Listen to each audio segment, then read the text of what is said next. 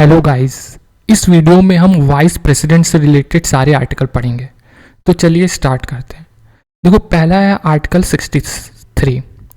ये क्या कहता है कि there shall be a vice president. देखो, जब हमने आर्टिकल 52 पढ़ा था प्रेसिडेंट के लिए, तो उसमें कहा गया था ना there shall be a president. तो उसी तरह आर्टिकल 63 कहता है there shall be a vice president. फिर है आर्टिकल 64। देखो, हमें पता है कि दो हाउस होते हैं, एक लोकसभा, दूसरा होता है राज्यसभा। लोकसभा होता है लोअर हाउस, राज्यसभा होता है अपर हाउस। तो इस अपर हाउस का जो चेयरमैन होता है वो कौन होता है? Vice president. तो आर्टिकल 64 वही बोलता है कि vice president is x officio chairman of Rajya Sabha.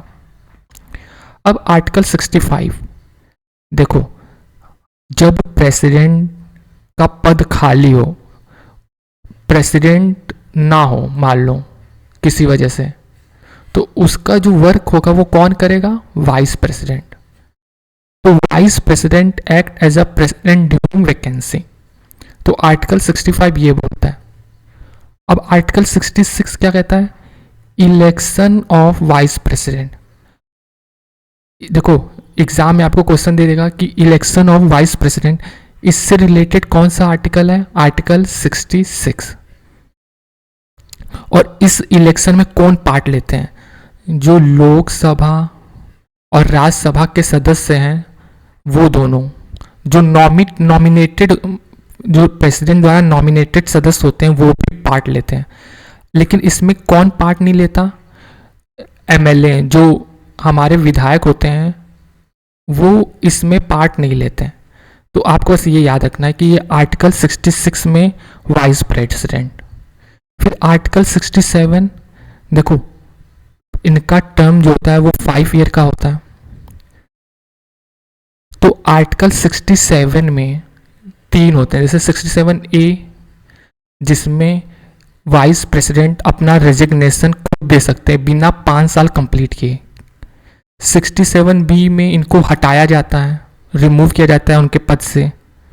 और 67C होता है जिसमें वो अयोग्य घोषित हो जाते हैं किसी वजह से, मान लो चुनाव सही ना हुआ हो या वो किसी पद पर हो या कुछ भी वजह हो, तो उसमें इन ये अयोग्य घोषित होते हैं। और बी में इनको हटाया जाता है राज्यसभा और लोकसभा द्वारा।